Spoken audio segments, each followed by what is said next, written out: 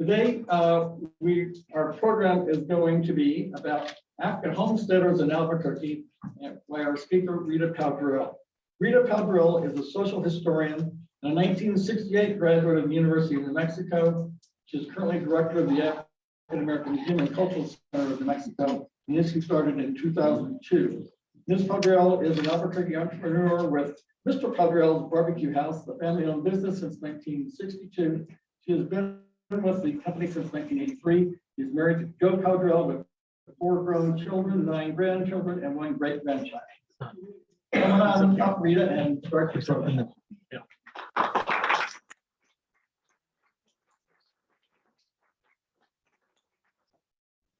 Well, good afternoon, everyone. And, thank you to the Albuquerque Historical Society for having me do this presentation. And we're going to be, what I wanted to do today, it was to look at the African American community of Albuquerque through the lens of homesteading. If you haven't been to the exhibit that we've got here by the African American Museum and Cultural Center, it's called African American Homesteading in New Mexico, Facing the Rising Sun, and Vision, Belief, and Sovereign Ownership. And all of those go into what made the African American community of Albuquerque such a thriving community, as well as African American communities throughout the state of New Mexico, because homesteading by African Americans went on quite a bit throughout the state.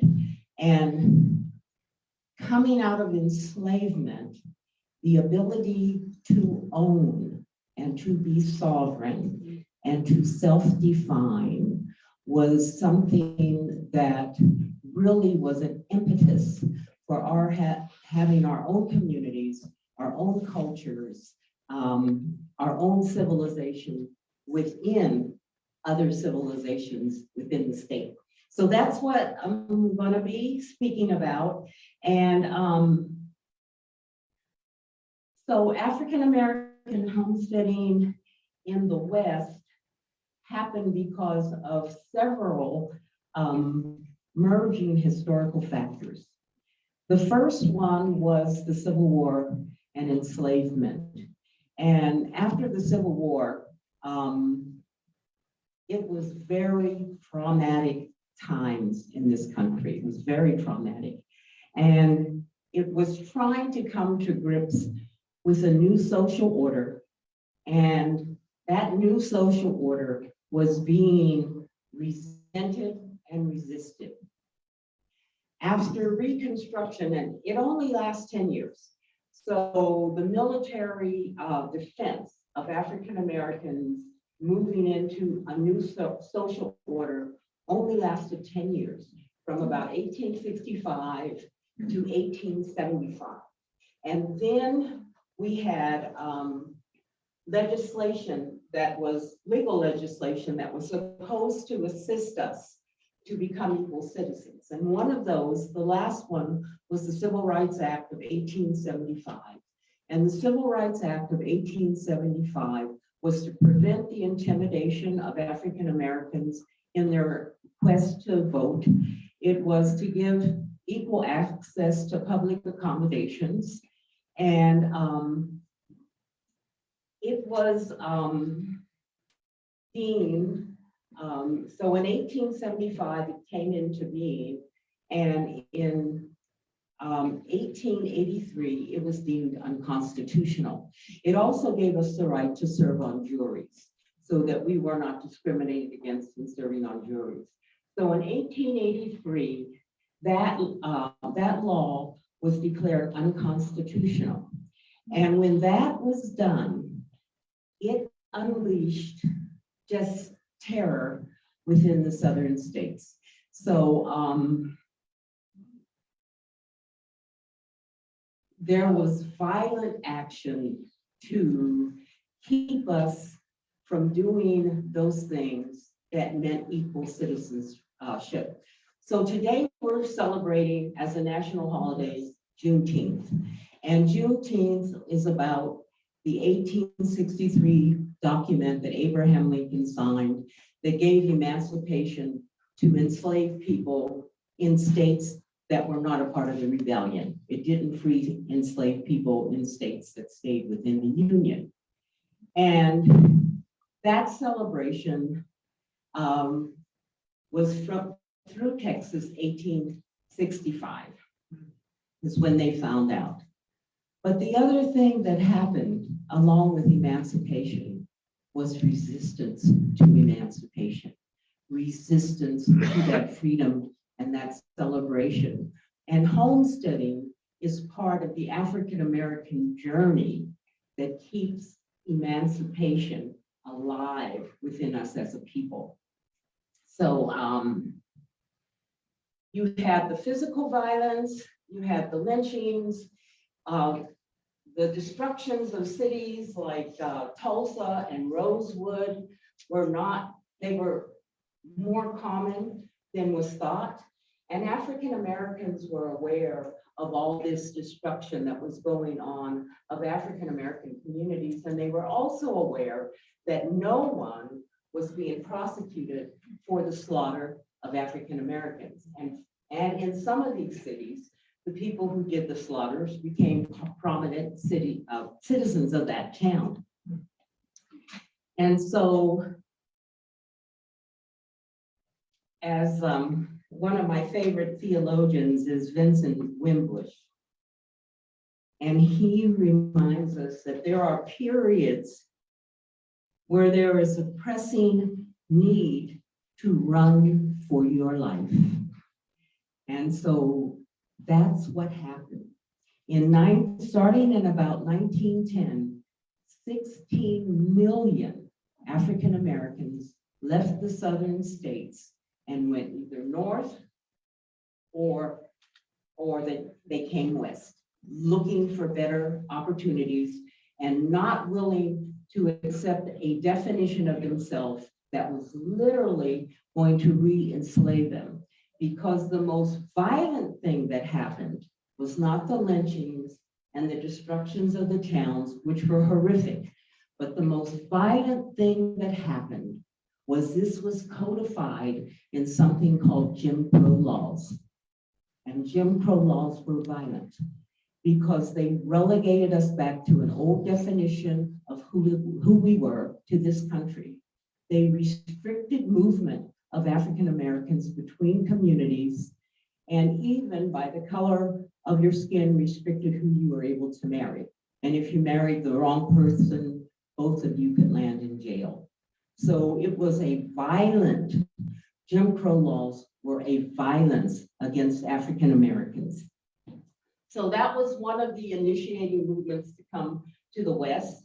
The second one was the railroads.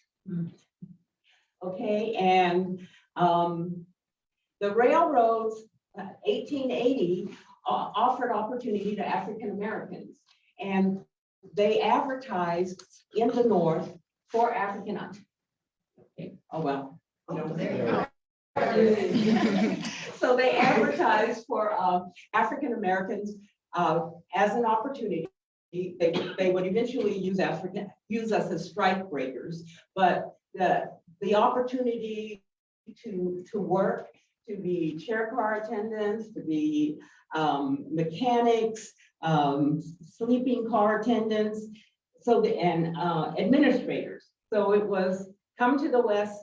There's an opportunity with the railroad, and many people came west. There were many African Americans in the city of Albuquerque who worked on the railroads. The other thing that happened was the mining industry. And again, the mining industry brought African Americans to Albuquerque, and many became miners. Madrid had a coal mining industry, and so you had African Americans from Albuquerque who went to Madrid who worked in the coal mining industry. And Raton had a flourishing African American community behind mining and the railroad. And then you had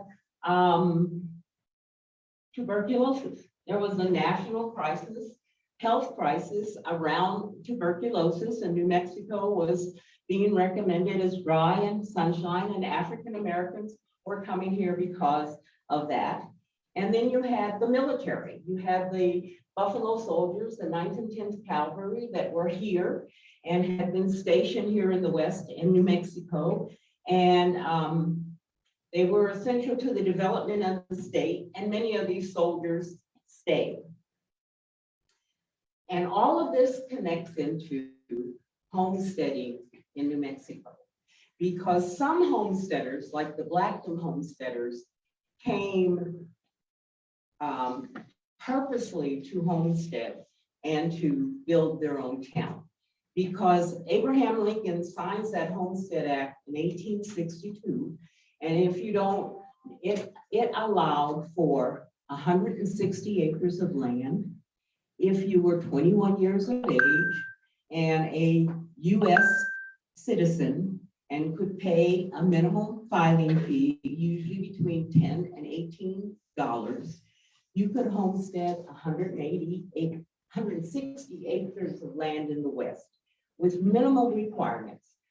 You had to stay on the land for 5 years. You had to settle it. Settle it meant you had to build a home. You had to cultivate it. Cultivate meant you had to grow crops. And then you had to improve it. And you had a 5-year span to do that. And so that was an opportunity to own land. And in the West, that Homestead Act was increased twice. In 1909, it went in the enlarged Homestead Act, you were able to homestead 320 acres of land, or half a section. A section was 640 acres, 1 square mile. You could do 320 acres of land with basically the same requirements. And then in 1919, the Homestead Act was changed, 1916, I'm sorry. In 1916, I saw Joe frown at me. In 1916, the act was changed again to the Stock Raising Act, and it allowed you to have, no, it was 1996, no, well, anyway, I got 640 acres of land. And it was a grazing act, but it was only in the West, 640 acres of land, and the same, basically the same requirements. The only difference with that Homestead Act was it was called a split estate, which meant you only owned the surface, the government still owned underneath. So it still owned all the mining rights to that land. So that was why African Americans. So you had African Americans who came, like the Blackton settlers. We were aware of this Homestead Act. Boyer walks a year, he and his friend, and they settle a town that becomes Blackton, New Mexico, but their intent was to homestead and to get this land. A lot of the African Americans, like other people who came for differing reasons, but homesteading presented an opportunity once they got here. And so therefore, they started to homestead. And the draw of it was, again, the sovereign ownership of land, the ability to form self-sufficient communities based on self-making, self-definition, the ability of reformation. In other words, we're leaving one definition of who we are as a people, and we're going to reform, we're going to redefine, and we're going to do it in this new space. And it happened all over the state of New Mexico. So you had these independent communities in Albuquerque, in Raton, in Las Cruces, in Vado, which was also an all African American community throughout the state. And it was everyone. It was your soldiers, physicians, farmers, you know, that came, people from all walks of life who took advantage of the Homestead Act. And it allowed entrepreneurship. It allowed the founding of churches, social organizations, newspapers, property rentals, owning property. Owning became the thread of independent African-American communities. So we're going to go to our early, the picture you got up here is, and we'll talk about him a little bit, Bess Spalding eventually will come to Albuquerque. He was an early homesteader. He homesteaded in 1906, 160 acres in Clayton, New Mexico, coming out of Texas because of the oppression of Texas. But Clayton, he finds out, isn't too much better. So he homesteads in 1906. I think he gets his patent in 1911. And then shortly after that, he moves with his family to Albuquerque, where he becomes very involved in real estate. And Owen Spalding from Albuquerque High, who's one of the greatest athletes to ever come out of the state, was his son. But I'm going to go into, I wanted to just take you through the procedure for homesteading with one of our early African-American homesteaders. So this is John Collins and John Henry Bramlett. And John Collins is going to homestead 160 acres, and so is John Bramlett. John Collins was a Buffalo soldier. He served in both the 9th and 24th Cavalry U.S. Regiment. He was stationed in Fort Bear. He was responsible for the Rio Grande River and a lot of engineering that happens in Albuquerque. And he and his family would move here in the late 1800s. He had a wife and 8 children. And he paid a filing fee of $16. At the time he homesteaded, he was 55 years old. And this is very common among homesteaders, that they are older, especially the African-American homesteaders we've studied. And he made his homestead entries, and then John Bramlett in 1909 is when he made his entry. So you enter your intent to homestead. You don't own that land until you go through the whole procedure, and it has been said that you followed all the requirements. That's when you get the homestead. Henry Bramlett also homesteaded in 1909, 160 acres under the 1862 Homestead Act.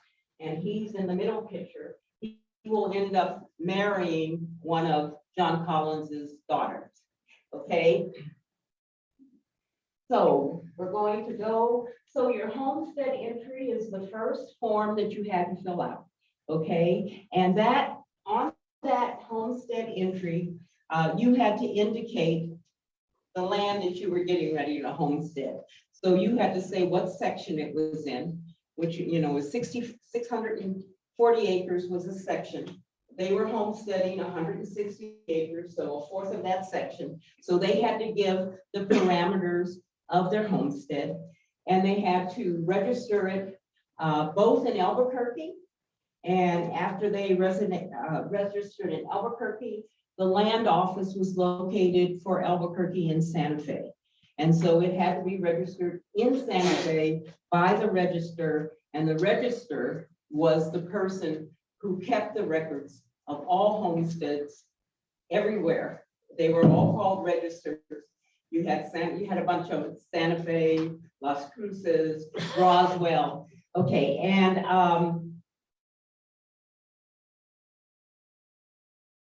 then on that, you were just verifying that you were head of household, and that you had no plans to do anything corrupt with the homestead, and then you signed it as an affidavit, and now you have an entry, and you have your time to make improvements, to build your house, cultivate, and you're kind of out there on your own. So that's the first paper you'll find in a homestead file, which is in the files of both John Collins and Bramlett. The second one was in June of 1912. They passed another homestead law that said you could go from 5 years to qualify a homestead down to 3, and 7 years to get your 5 years instead of 7 years, I'm sorry, to get your patent.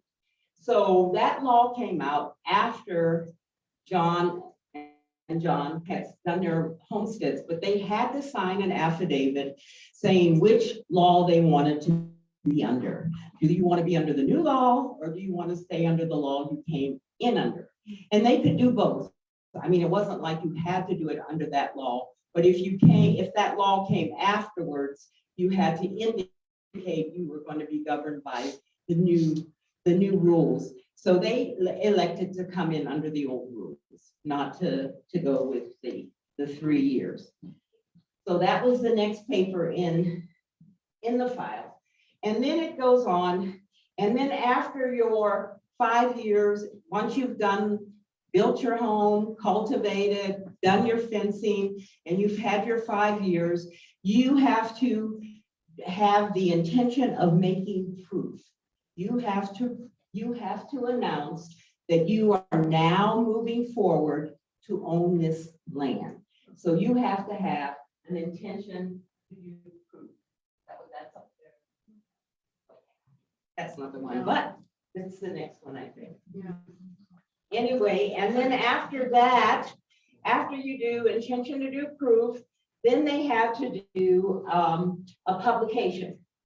Okay, and the publication means you have to announce at a newspaper that's close to your homestead that you are intending for this land to belong to you, and you have to give all the parameters of the land once again, and it's supposed to run for 5 weeks in the newspaper, and you've got to give proof to the register that that has been done, and it has to be signed by the editor of the newspaper.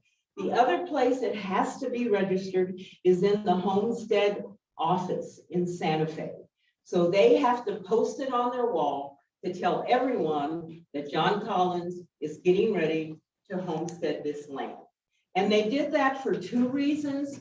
One, if someone had any objections, he can't do that because part of that belongs to me. Or so if they had an objection of some reason, they could put that in, and you had to address that. And there was one record we had where the person had actually put the wrong coordinates of the land he wanted, and he had to change everything.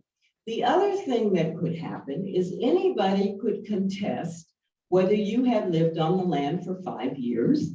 They could come in and say, I know this person didn't live on that land because, okay, and all of those had to be addressed.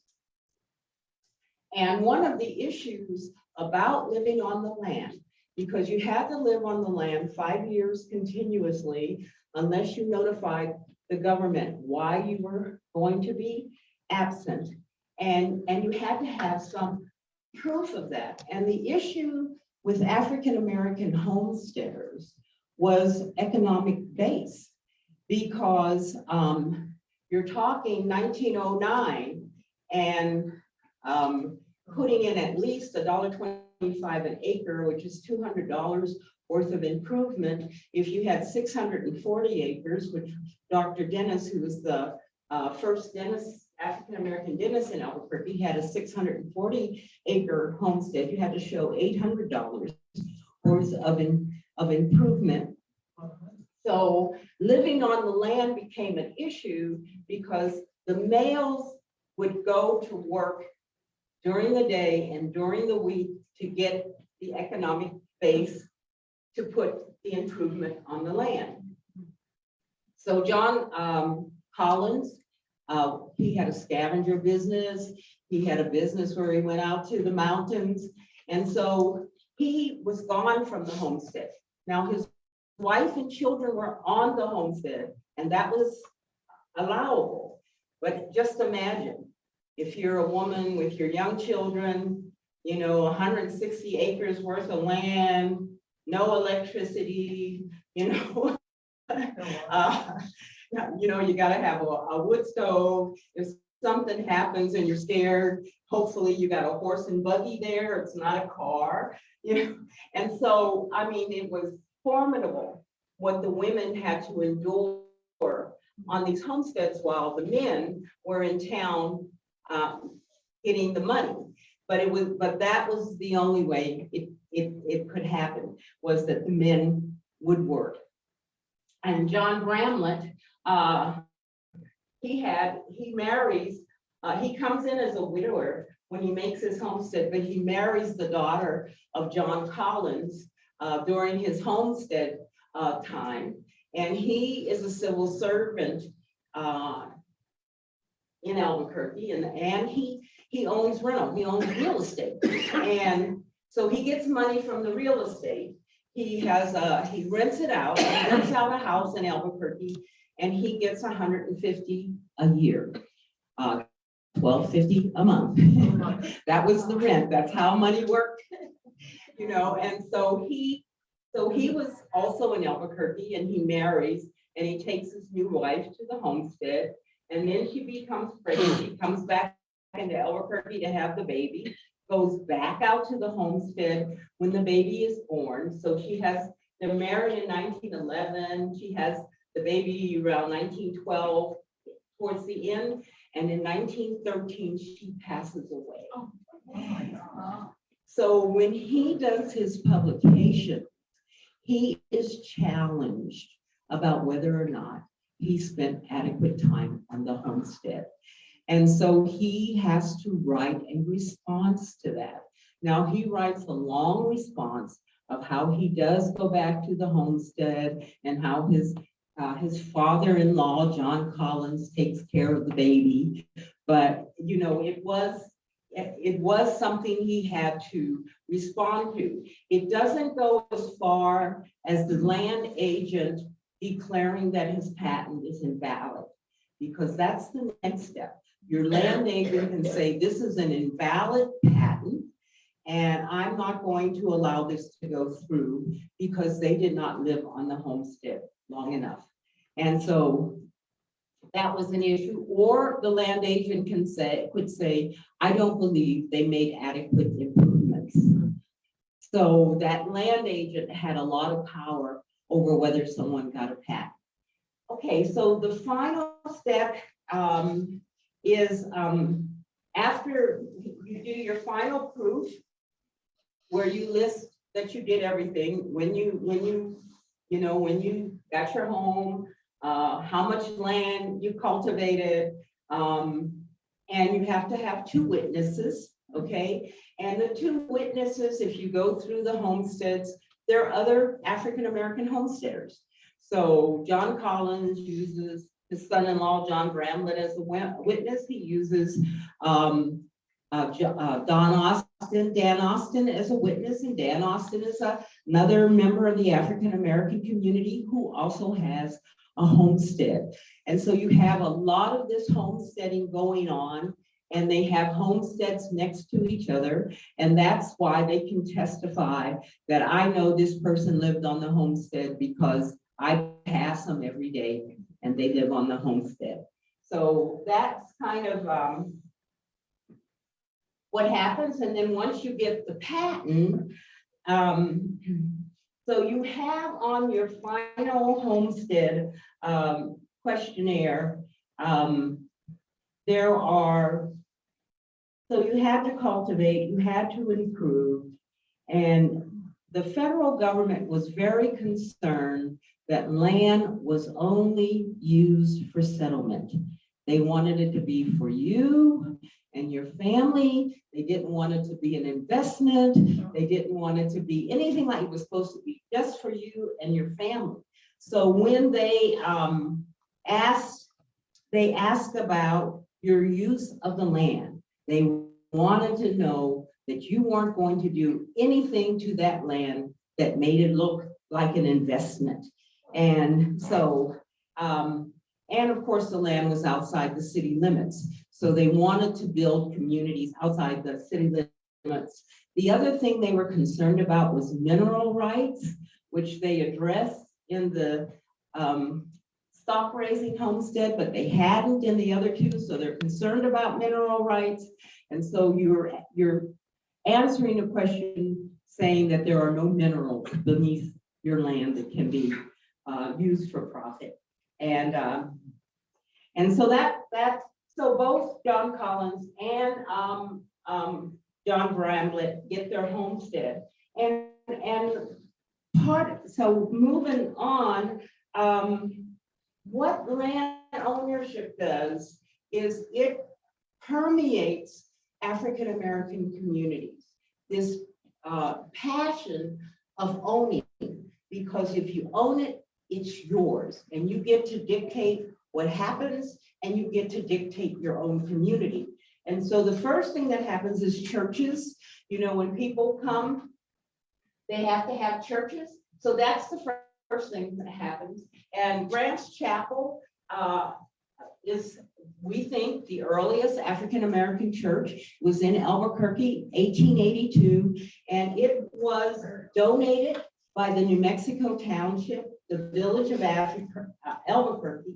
Land was donated for, and it was called the First Methodist Mission, but it becomes Grant's Chapel. And so this also comes through free land. You know, the ownership of their own land, they build their own church. And then the people who homestead, like Dan Austin and like John Collins, all of these people and their families become part of the community of this church.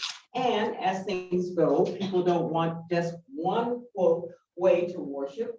You get other churches. So your second oldest church is Mount Olive, and John Collins again was very instrumental in Mount Olive. And 1898 is when they get together and say, you know, we're going to have a church. It doesn't get certified until the early 1900s. So that becomes your two church. You know, your two. Where in Albuquerque were they? I believe it was on Cole. No, I didn't write it down, but I think, yeah, I think it was. And Mount Olive is now, I mean, they've moved. Mount Olive is now on University. I mean, both of them are still in existence.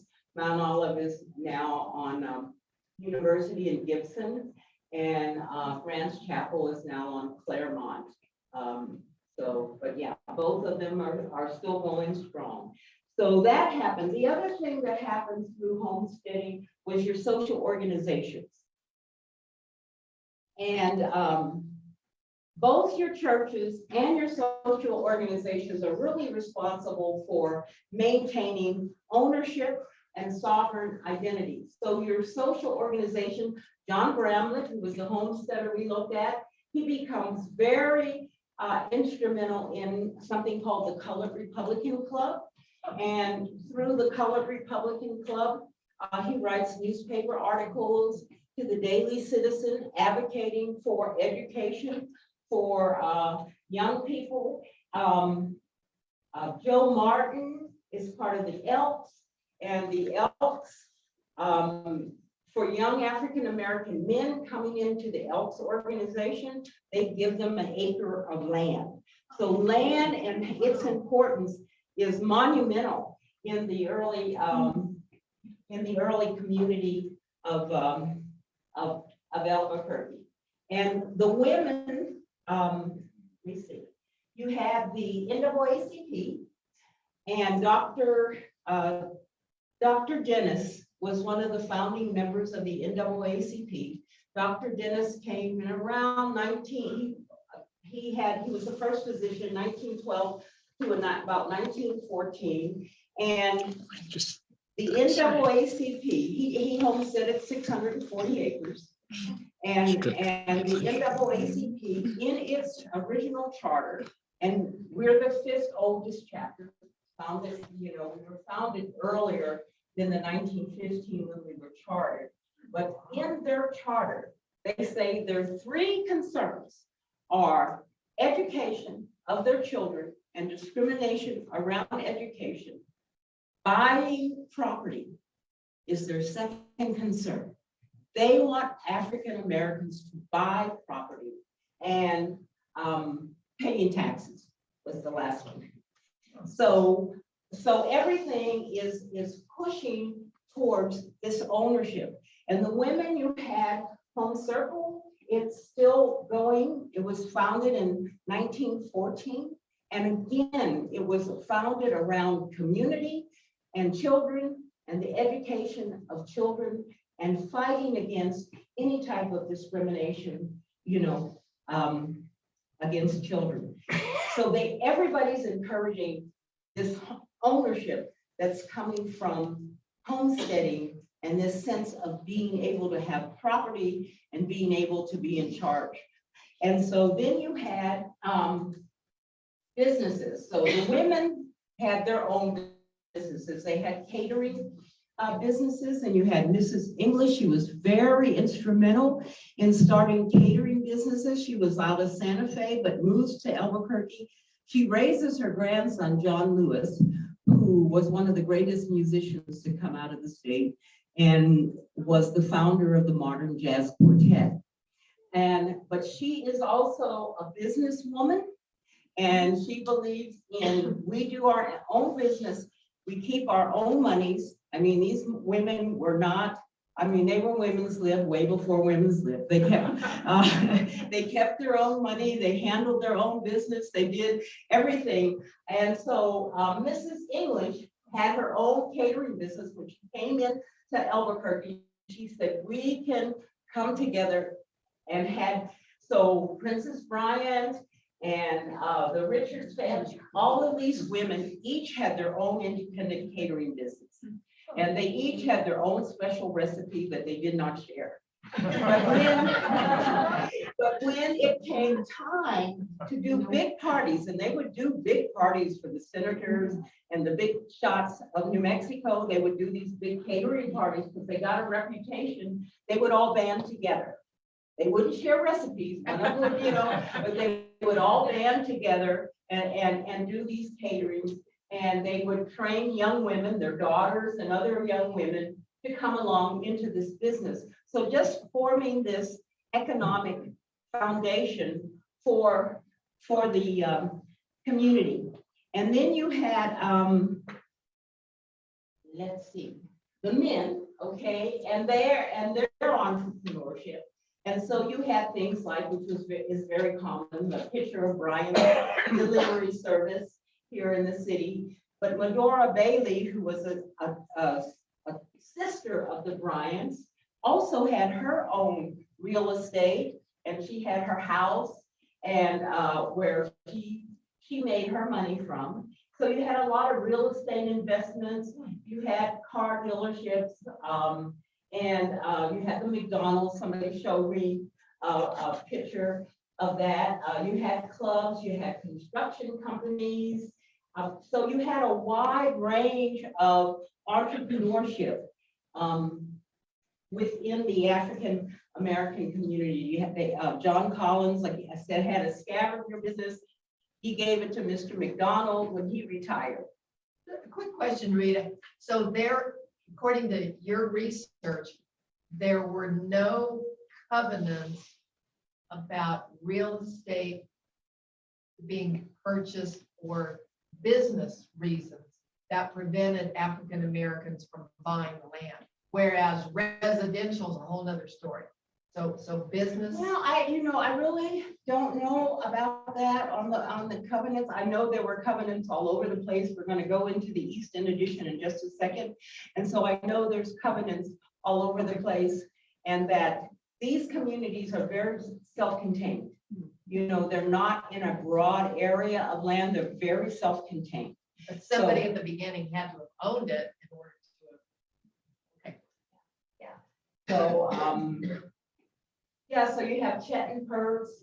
He's down there. He's a Smalding. His father was a homesteader, and I don't think.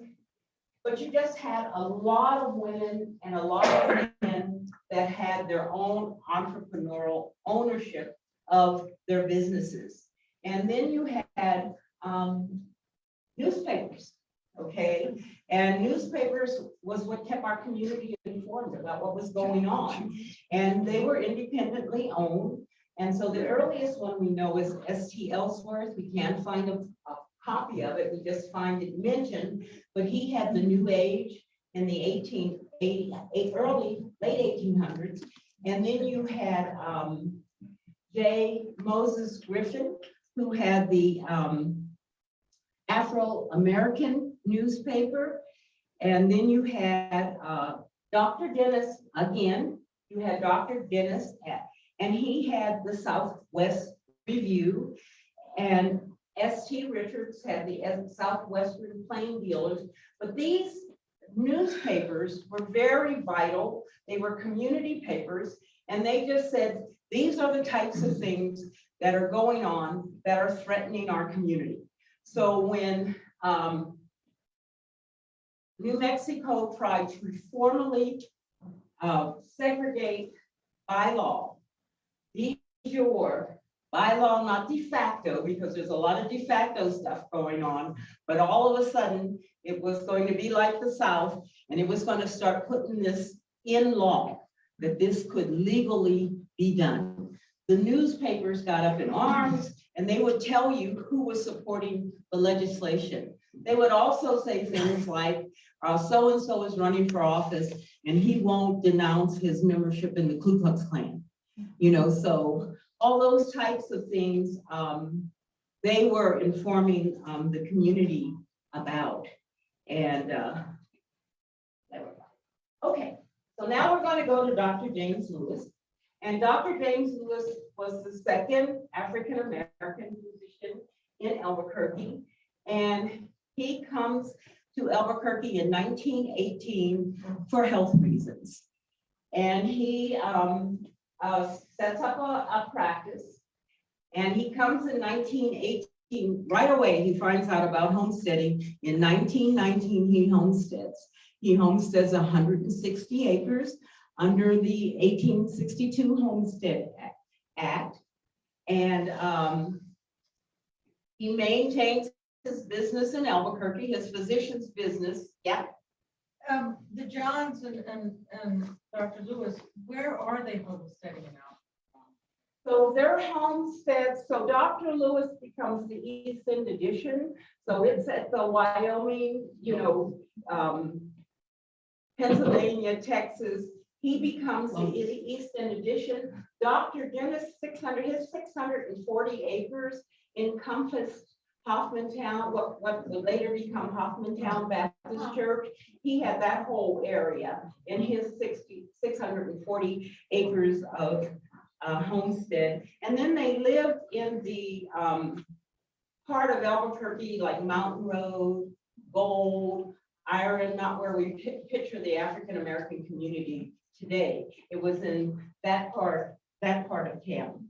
So he homesteads under that act. He has a wife, Vivian, and 2 children, and he's going to the homestead. And all of these homesteads, are outside of the city limit. I think the city limit just goes to a little past Mountain Road. But so all of these homesteads are not in the city limits. And when you do your homestead paperwork, you have to say it's not part of the city. So he homesteads, and he builds his homestead. He says in his paperwork had a house on it, but it wasn't livable. So he builds another home, and he's gone from the homestead for 6 months. So he has to do paperwork with the federal government saying he left the homestead for 6 months. But then he comes and he builds the new home, and he's got the wife and 2 sons. His one son, Romeo, becomes the first African-American graduate of UNM. And all while he's doing this, he's also, in 1920, he starts the People's Sanatorium for people with tuberculosis. And then in 1924, he teams up with a man named Henry Outley and S.T. Richards, who was the editor of one of the newspapers. and he starts the Booker T. Washington Sanatorium. So he's got two. He does two sanatoriums and manages to get the homestead. Now, he does not cultivate, okay? All his crops die. So he has to file with the federal government a form requesting that they waive the requirement to cultivate the land. And then he's got to give reason. So he does that. He puts a form in and he says, I want it to be waived that I have to cultivate the land. And the reason is there's no water out here. It's dry, it hasn't rained in 4 years, and I can't grow anything and it's all dying. And so the land agent investigates. He goes to the University of New Mexico and he finds someone that deals with soil and rain and whether this guy can grow crops or not. And the guy does the average of how much rain we had and says, well, yeah, that might be right. Maybe he wasn't able to grow his corn and white beans and peas. And so they waive the requirement that he cultivate, which is a biggie.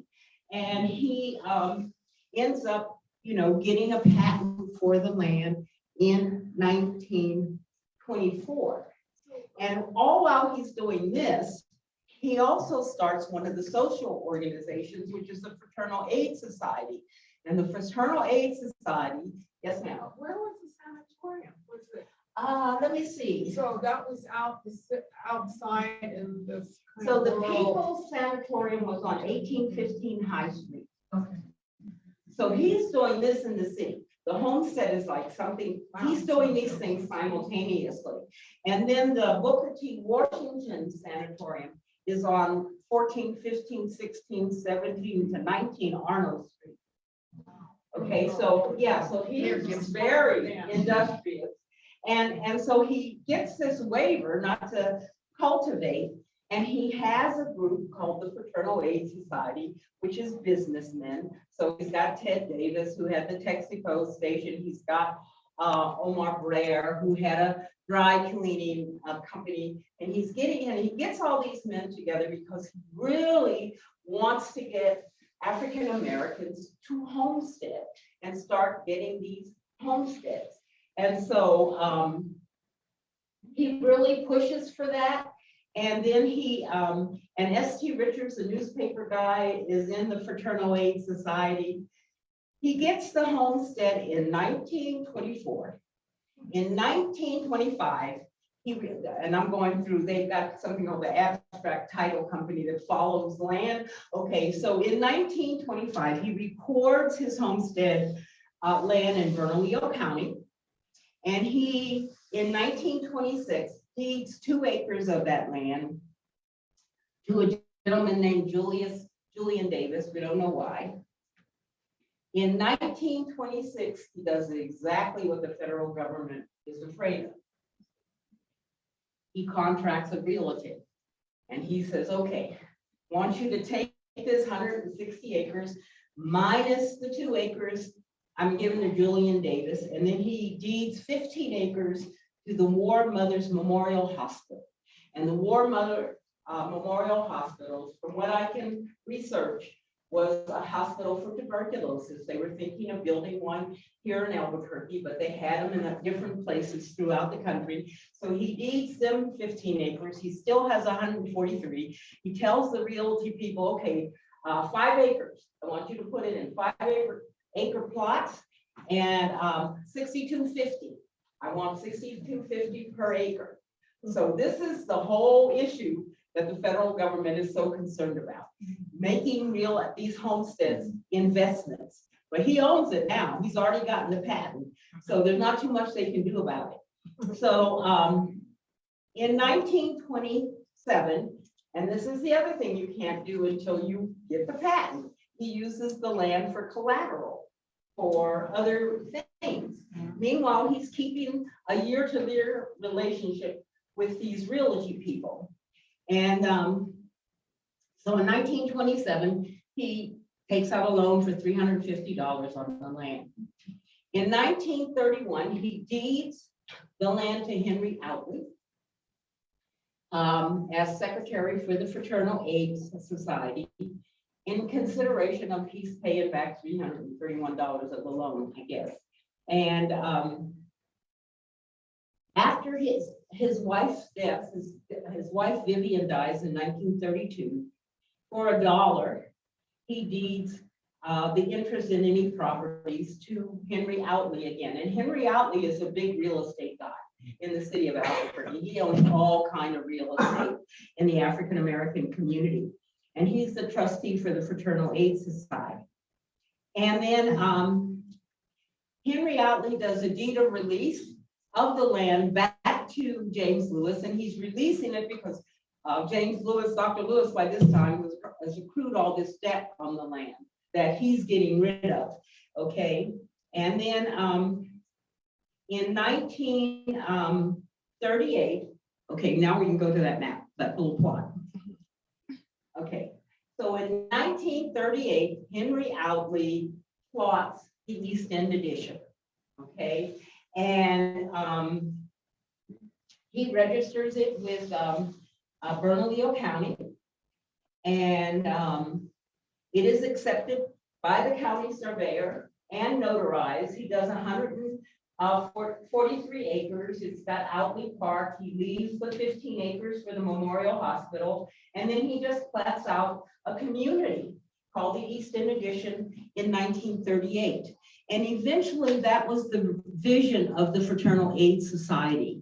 They really envisioned that Albuquerque was going to move in that direction. And they envisioned that there were going to be highways, they envisioned stores, and that's why they were trying to get people to invest in homesteads in this part of the town, not to have a settlement and cultivate, but to have investment pieces of property. So, so Henry Outley now registers and he plats the East End Addition with Bernalillo County. And everything's moving along. But what Dr. Lewis had done was when he was giving this land back and forth with debts, and to Henry Outley, he always put Fraternal Aid Society. And there was more than Henry Outley in the Fraternal Aid Society, even though Henry Outley's paying all the bills. So so he's moving along with trying to get this vision of an African-American community. And one of the members of the Fraternal Aid Society, his name was William Young, lays claim to part of the land. He says, oh no, he can't dispose of the land like that because I own 1/3 of it. And so, no, he can't do it. So that's in 1940. In 1945, and that's how long it slows up, and the abstract doesn't show everything that's going back and forth. But in 1945, for some reason, William Young revokes his claim to any of the land. And it goes back to Henry Outley. Okay, now we're going to do the next one. Okay, so so in this picture, Henry Outley and his wife Florida are sitting there, and then Virginia Ballou and her brother Edward, and then the bottom picture is Frank, who will become her husband. And Virginia Ballou comes into the story because when she was a young girl, the Fraternal Aid Society needed a secretary. And she was young and she was ambitious, and they knew her family, and they knew Henry Outley because he was the trustee of the Fraternal Aid.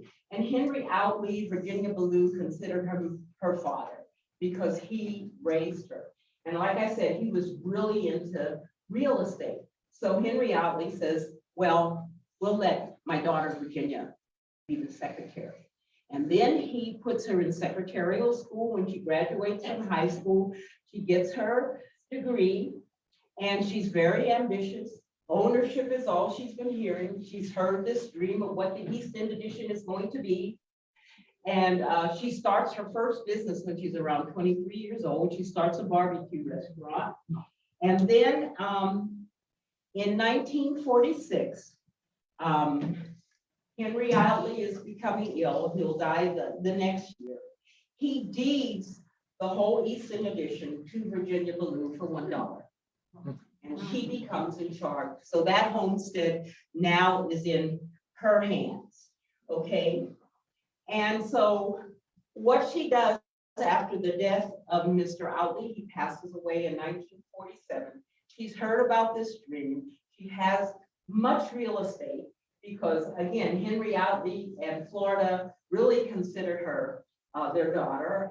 She was raised by her mother, who was Katie Castillo, and the Outleys. And Katie Castillo also had plenty of property, was invested in real estate. And so Virginia Ballou has grown up with this concept of property and this vision that this homestead is to be used for African-American homes. And of course, at that point in time, there was redlining all over the place, and you couldn't buy, African-Americans couldn't buy homes in certain areas. And so she can't get a contractor in Albuquerque or Texas.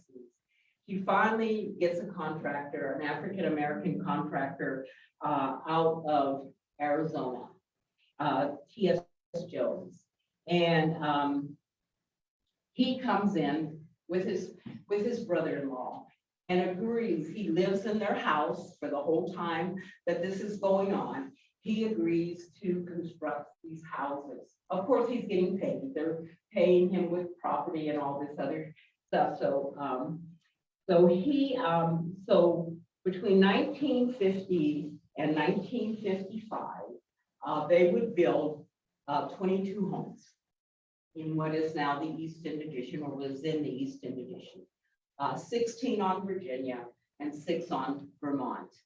And in 1950, and Brenda Dabney is Virginia Ballou's daughter, and she tells the story of the grand opening and how they went with balloons and everything. But in 1950, they have the grand opening of the Easton Addition. They have 3 model homes that they show. There is concern because within the African-American community, they've been trying to get homes and been denied. But the Easton Addition, if you can imagine, on Wyoming, is considered just so far out of town. You know, it was just, you know, what are you trying to do? You're trying to get us so far out of town. So that was the hard sell because it's considered very much out of town. But she has a renter in one of her realty properties, which she owns a lot of, who does not want to continue renting. And his name's Roy Palmer. He buys the first house. And she says, well, once that first house got built, you know, everything started rolling. And so all the homes were filled. And again, you start having community. So you have Oscar Jones, and Oscar Jones had a cleaning business. He had for a long time, and then the Powdrells, we took him over. He had the longest operating business in the city of Albuquerque, his cleaning business. You had teachers. So Tommy Jewell, you know, Senior, you know, had a home there. You had Reuben Phillips, he buys a home. He's interesting because his wife is Myrtle Phillips, and Myrtle Phillips' father is McDonald, but her mother is part of the homesteading empire of Blackdom. And not all the people in Blackdom sold their land. And not only did her grandfather, Crutcher Eubanks, not sell his land, he bought land from the people that were fleeing because they thought Blackdom was of no count. So Myrtle Phillips and her sister Athalia owned 800 acres of land in Blackdom, New Mexico. So you tie back in to that story, you know, of homesteading. And so the Easton Addition, now Virginia and Frank, they don't buy a home there because they got real estate all over the place, and they've got this huge home in Albuquerque, and their daughter Brenda was always upset, and my husband's saying, close off. Okay, and so the last picture is of the people, you know, on the homesteads of the Easton Addition. And then, of course, what happens, yes, ma'am. So where is East End Edition relative to the golf course? Is it Ladera? What's No. that? No, Los Altos Golf Course. It's just north of Lomas and just west of Wyoming, behind the car dealerships, who ended up buying out a lot of the Okay. houses. Just north of Lomas, west of Wyoming. It's So still there, and there's a plaque that commemorates the community. I mean, the community is still there. There are still people Yeah. who are in the legacy of owning houses there, or their parents or grandparents own houses. So Princess Bryant, who was one of the caterers, she bought one of the first homes, and her great granddaughter still owns that property. But yeah, things began to change. So one of the things that happened to the East End Addition was the freeway. So I-40 comes and it's finished in 1972. That land becomes really valuable. The other thing that happens is those covenants and stuff are starting to loosen up. And people have the ability to buy bigger homes other places. And then the other thing is these kids are going off to school and they're going to different states and they are not coming back sometimes. And so with all of those differing social things that start to happen, that community starts to diminish, and then it's prime property because it is right there at the exit of Wyoming, and the freeway is right there. So we've got Garcia's and we've got car dealership. There's the villain right there. So we've got the car dealerships and they're coming in and they're offering good money for this land. You've got people able to go to other areas of the city and buy other properties, more modern homes. And so all of this is coming at the same time. They have tried and been unsuccessful to make the East End Addition a historic preservation site, because it was a very vibrant, African-American community. And but so far that hasn't succeeded. So I guess we started with the power of homesteading and the darkness of the Jim Crow era and all of that stuff, and the rising sun of the opportunities of something called homesteading in the state of New Mexico. So I'm going to end with, again, Vincent Wimbaugh. And what he says is, the darkness is not necessarily the end, that one can survive it and see things differently and see through it. And to me, that's the story of homesteading. That's why we call it Facing the Rising Sun, because even in the darkness, every morning you face a rising sun. So if there's any questions, I have wrapped up.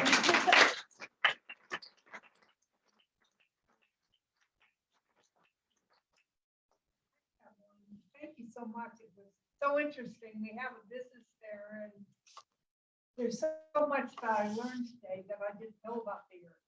And thank you very much. Do you have any comments about the Kirtland edition? Was that That was, so in the 1950s, the social change in Albuquerque is the military base. And so the military people, so this redlining that these independent African-American communities have adjusted to and started their own, inner businesses. These military guys coming in, what do you mean you're only going to show me houses over here? I want houses other places. And so the Kirkland edition is one of the things that they do to address that need. And it actually becomes the reason that Mr. Jesse Waddles, if any of you know Jesse Waddles was an African-American businessman. And he tried all kinds of businesses, dry cleaning, nightclubs, everything, but he lands in real estate. That becomes what he is passionate about. And he becomes a millionaire in the city of Albuquerque through real estate. And the East End Addition is one of the pieces of real estate that allows him to do that. Because in the late 1950s, Albuquerque still has a lot of segregation. So even though the schools are integrated, teachers, African-American teachers are unable to teach within the Albuquerque public school systems. And so families start going, like they came here, they start going other places for opportunities. So they start going to California to teach. So many of the Clayton girls got their degrees in education at UNM, but the only place they could teach was in the segregated schools in the southern part of the state. So they could teach in Alamogordo or Las Cruces or Silver City where the schools were segregated, but they weren't able to teach where they lived.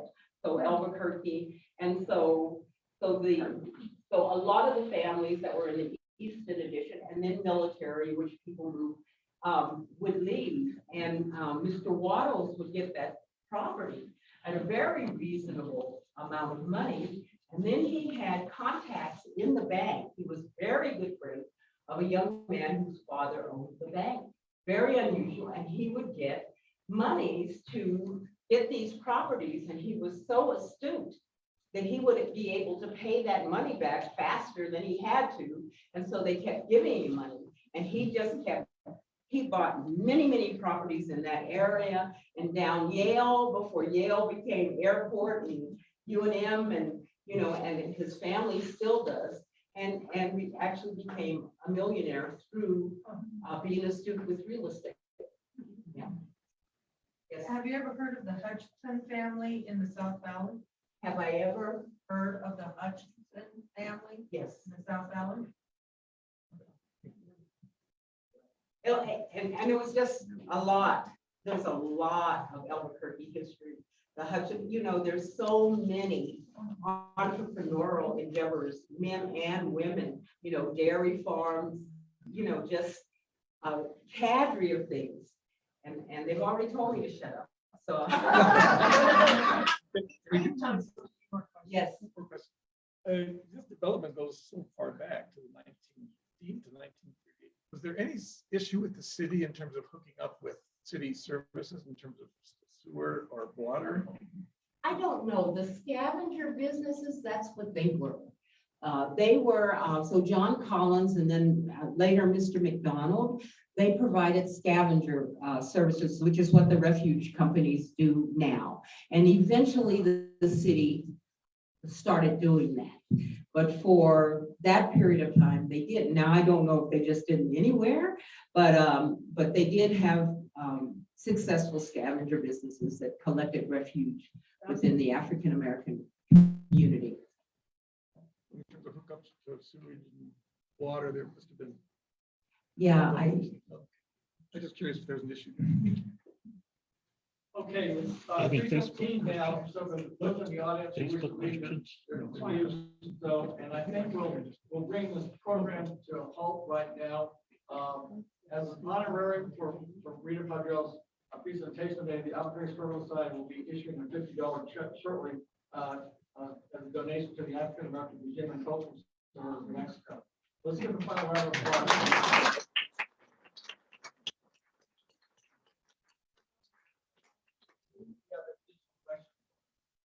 So we can stay for. Yeah, yeah.